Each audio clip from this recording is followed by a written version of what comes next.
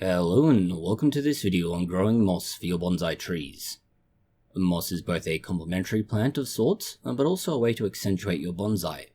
The frustrating part is that if you let nature take charge, you will be waiting years and maybe decades for the moss to grow. This is why you need to take charge and tell the moss what to do by doing it yourself. Be a strong, independent bonsai enthusiast, not a weak, sycophantic nature simp. The first thing you need to do is source moss, rather obviously. You can, if you already have bonsai trees with moss growing, collect some from there, but the best option, realistically, is to wander around, say when you're taking your dog for a walk, walking your children, or if you're so inclined, a cat, and, collect moss in a small bag, preferably something larger than a drug bag, because that avoids all sorts of issues, but smaller than a garbage bag, mostly because if you collect that much moss, you probably have bigger issues. The second reason we suggest this is simply that harvesting moss from nearby to where you live means it's adapted to your local conditions. Now, if this is, say, not an option for any number of reasons, you can purchase moss online or from nurseries, but yeah, generally speaking, that's an unnecessarily expensive and tedious process, so just collect it from nearby if you can. Be mindful, though, to take some of the moss you find, not all of it. This way, if your collection fails for whatever reason, later on you can go back and harvest more.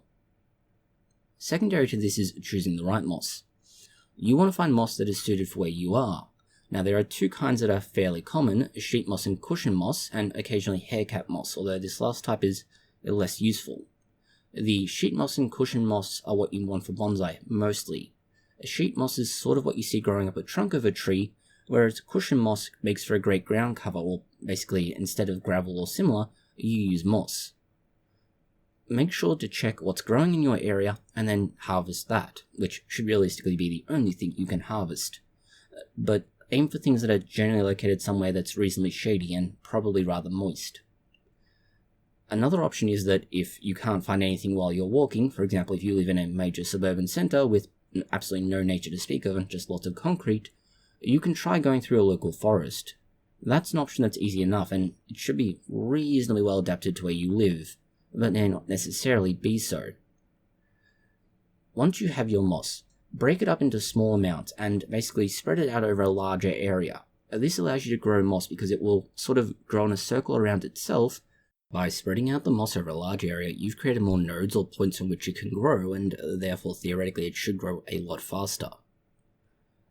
As far as maintaining your moss, it's actually kind of useful if you have bonsai shelves, as you can plant your moss in trays underneath the bonsai trees, and this provides not only shade, but also all the moisture from the bonsai pots being watered that flows through, well, water rather obviously, is going to provide it with all the moisture it needs. You can also try, say, north-facing surfaces, damp corners, and similar, but whatever you're doing, avoid direct sunlight. That will almost certainly kill or at least damage your moss very quickly. It will turn nice green or whatever colour moss it is, into a brown, muddy-looking stain almost. This is one reason why shaded outdoor areas are better, but you want almost constant shade. 70 to 90% to be clear, so this is not a, let's say, insignificant amount of protection they require. But so long as you, say, select the right kind of moss when you're out harvesting, this may or may not be as significant a concern. To grow your moss, this is somewhat more straightforward. You can choose just about anything, so for example, just some dirt, rocks, logs, or even concrete if you so wish. Basically clean it off and apply some sort of slightly acidic solution to it. This can be done with sulfur if it's an alkaline thing, like concrete typically is. This is going to be your, let's say, basic surface, and you can just put your moss on this, occasionally water it, and it will grow. This is not so useful for bonsai, partly because, as we mentioned, you can, if you're, let's say, productive or particularly efficient about this, grow it alongside your bonsai trees.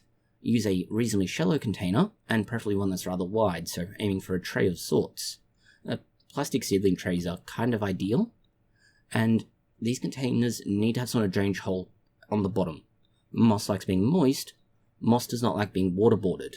You don't want your own moss version of Guantanamo Bay. Then, as mentioned, you want a slightly acidic substrate for it to grow on. This can be done with, say, peat moss, sand, and a little bit of clay. Then you only make a very thin layer of this. A couple of centimeters, so not quite an inch, is all you really need for this. Squish it down just a little bit. You only really want to have it compacted enough that the moss doesn't have to worry about it being uneven and collapsing and compacting over time very much. Then, once you have this set up, and you should have what basically looks like a seedling tray, you put your moss on this. It's that simple. Watering is a little more difficult though. You want to keep the moss moist, but again, not waterboard it. The easiest way to do this is to have some sort of spritzer, spray, or misting watering tool, very much like, say, cleaning bottles, where you have a fluid in it, you squeeze the trigger, and it sprays. You want to spray this daily for the first, let's say, up to a month. Sometimes a little bit less, but let's say a month to be sure. And then you reduce it to once every 3 or 4 days, roughly once every half week or thereabouts. You want to use rainwater if possible. Just be mindful that you can use tap water, but depending on where you are in the world, this may or may not be a good idea. If you're in Flint, Michigan, it's a very bad idea. Moss does not tolerate lead any better than humans do. Misting it daily with rainwater or distilled water will keep the moss moist enough. And the bonsai moss you want to be growing should need a humidity somewhere between 70 and 90%. If you find that it's getting a little bit dry too quickly, you could increase the frequency. This is more important during the initial stages of growing it, as in the first roughly month, you'll find that because you don't have as much of the surface area covered, it doesn't really retain that moisture quite as well. The other reason to use a mist spraying device, tool, whatever you wish to call it, is that, well, all those fragments of moss you've planted out will be pushed away or similar if you use a, say, hose or similar.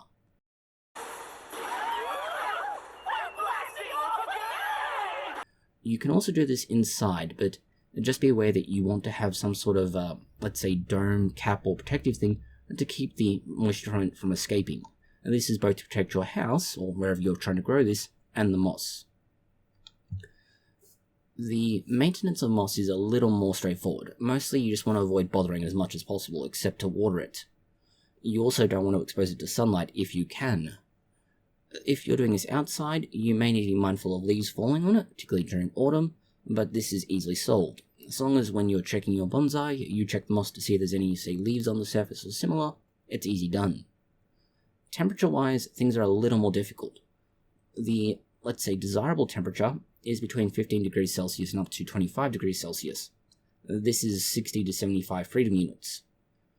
There is some species of moss that will, let's say, work outside this range, and, well, they are more an exception than the rule. You also want to make sure you weed your moss bed.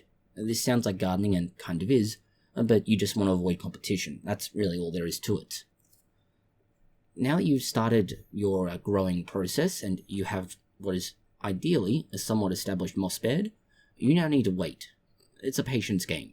It can take anywhere between 1.5 months all the way to 3 months, so circa 6 to 12 weeks. Now, this will vary on conditions, the exact, say, substrate, the moss species, and so on. So, you'll find that 6 to 12 weeks is sort of what you're expecting it to grow in. Growth will be faster when the weather is cool, it's wet, and, well, you have something like spring or autumn. Of course, there are times during summer and winter where this may also be true. Your moss will start spreading within 4 to 8 weeks, and this is when you should start seeing the increase in the available moss. Once it's got to a point where you're satisfied, you can divide it in half, and more again in some cases, and move it to or spread it to new trays to create another culture. Carpet moss tends to require 8 to 12 weeks for transfer, but again, there is some variation in this. Some, let's say, tips and things to help you. If your moss is turning brown, increase the moisture content, and also check for excessive sun exposure. Moss is the red-headed stepchild of the plant world. It burns at the slightest exposure to sunlight. You don't want to fertilize your moss, although this might seem tempting. Moss actually prefers a low-nutrient environment. This will also reduce issues around competition from other things like weeds. For indoor moss use like terrariums, you want to maintain humidity, but also avoid direct sunlight. And finally, we have climate adaptation. There's a certain amount of adaptation required not only for where you are, but for use in bonsai. If you're in a dry climate, you want to increase humidity with basically keeping some sort of water source nearby. An open container of water tends to do the job, but you may need to consider a humidifier. In tropical climates, you want to sort of do the opposite. You want to either circulate air reliably or remove moisture from the air, thereby decreasing humidity, and this avoids issues around mold. Let's say 30 centimeter by 30 centimeter, or roughly 12 inches by 12 inches tray can make enough moss for 2 to 3 small bonsai in roughly 8 to 12 weeks. Again, it varies a bit. So you can basically make enough moss from just one tray to get you beginning quite well. But obviously, increasing this is easy enough to do if you want to scale it and just add more trays. The bonsai compatibility issues are twofold here.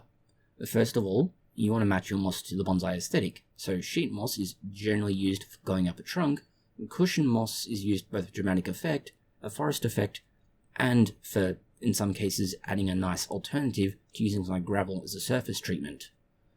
But be mindful that some moss species are parasitic. So if you see a tree that's not healthy and there's moss growing on it, don't harvest that moss. As we mentioned, avoiding chemicals. Now, fertilizer is obvious here, but chlorine in water is another one, and there are a few other things that moss can be very sensitive to. This is one reason why rainwater or similar is better. You can store moss if you're growing an excessive amount in a sealed container, but this is done quite simply.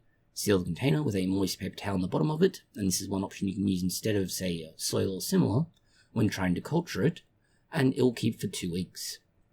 Rather than using paper towel though, you can also use newspaper. The exact choice of substrate option is entirely up to you. To harvest your moss once it's ready to go, it's really quite simple. Take something like, say, a spatula, paint scraper, or similar, and insert it under the moss and lever it out, similar to how you would, say, lift a slice of cake out. This keeps it intact. You may, however, particularly for cushion moss, need to cut it into smaller clumps to fit what you're trying to do. In terms of the bonsai surface, you don't really need to do a lot. You can, in many cases, literally just transfer it straight onto the surface. In some cases, though, you may find that raking it slightly and then moistening it slightly will help with the moss taking a little bit better. Then you obviously put the moss onto it, and, well, that's literally all you need to do, really. But it is a good idea to gently push on it down, very similar to how you might gently push down on the soil used for your bonsai in the first place when you repot a bonsai. And make sure that you do sort of squish the moss in around the tree's roots and rocks, trunk, whatever else happens to be there. Sometimes you will need to secure it, and this is a little more difficult, but it's ultimately not a massive chore. You can use, say, pins, toothpicks, or similar. Typically speaking, you don't need this, but if you do find that the moss is lifting up for whatever reason, or just not taking initially, do this and then remove whatever you're using to hold it in place about 2 weeks later. And make sure to water it immediately after applying. Finally, once you've transferred your moss, you want to mist it or water it daily for the first 2 weeks, sometimes a little bit more. This will increase to an extent if you find that it's drying out, and obviously decrease if you find it's too wet. The other noteworthy thing is, once the moss is established, you can decrease this to, say, once or twice a week. You're not looking at a huge amount of extra watering on top of what you're already doing for your bonsai. Of course, in an ideal world, your bonsai is going to be fully developed, so you are providing shade, but if this isn't the case and you aren't keeping your bonsai in a shaded environment, do move the bonsai to somewhere protected. If you find in the end that your moss is growing well, you can use scissors and basically trim it back to shape and prevent it from not only overwhelming your tree, but overgrowing the pot. You'll find that a lot of the time this isn't a major consideration or necessary. This is how you grow your own moss for bonsai, and apply it, and maintain it, and just about everything else you'll need to know in a very short video, we hope. Thank you for watching this video. If you found it interesting, consider liking, sharing, and subscribing, and please do post any comments, questions, or suggestions you have below.